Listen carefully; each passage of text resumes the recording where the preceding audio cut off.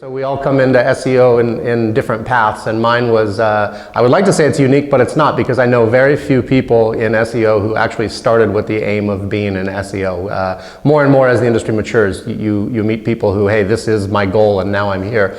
My goal was never SEO. I was actually just writing on the side as a hobby about what's come to be known as the Los Angeles Angels of Anaheim, and there's a lot of jokes around that name by itself, and during that time, and those jokes is exactly what started to drive me to write an online blog. As an old Angels fan, I was frustrated with the kind of bandwagon element of the new Angels expectations, and I was trying to reconcile that, and I just went to writing it, and I wrote for myself and a couple of other Angel fans that I knew well, and it was basically a community for the 3 or 4 of us to share ideas and riff on each other.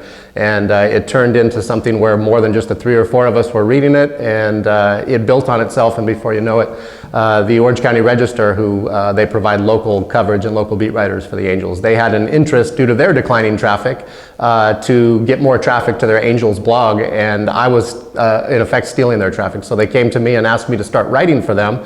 And as I did that during that process, I realized that at some point along that way I had unlocked the door to organic traffic in that space. And once I started understanding what those terms were and understanding how I had done that, I started looking at how others were doing it in other spaces as well.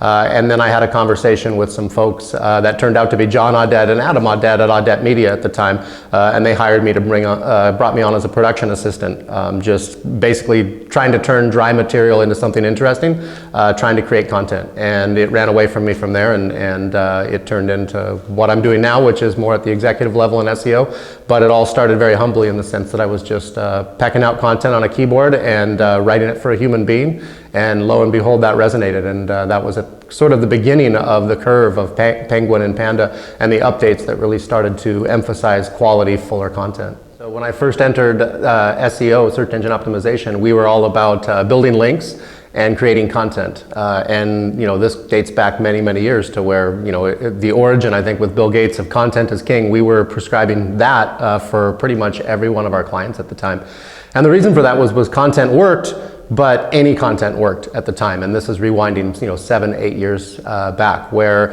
as long as we were providing content, it worked. It took a while, but ultimately algorithmic changes started getting better, allowed Google to start getting better at recognizing content and what it was and how it related to other content, and whether it was duplicative or not, whether it had the authority that it needed or not. And as that change took heart, so too did the expectation within SEO that the content was relevant and it was targeted, and it had some authority and it had originality. And so nothing really changed, except for we learned in SEO that just any content didn't work. And I think some people still subscribe to the fact that any content will work, but largely it doesn't. So if you're focused, you're authoritative, you're relevant, that content will work, and that's how SEO fits well, is it fits well with quality content. And there's a big difference between quality content and most of what's out there. Blogging's a great example, because in my opinion, everybody online who wants to establish their company or their brand or what have you online, they do need a blog. A blog is fundamental. However, just having a blog does nothing for you and actually can be counterproductive. If you can bring that passion to your blogging subject, you're going to succeed 9 times out of 10. If you bring passion and knowledge and some original ideas to a blog, you're going to succeed and it's going to be worthwhile. If, however, you're posting on something that you're not passionate about once a week, once every other week, just because you think you should have a blog, I would actually recommend revisiting that strategy and say that your blog is probably hurting you at that point. So if you can't be passionate about what you're blogging about, you may want to revisit the idea of having a blog in the first place, or even more fundamentally, you may want to analyze what you're in business for and why, if you're not passionate about that.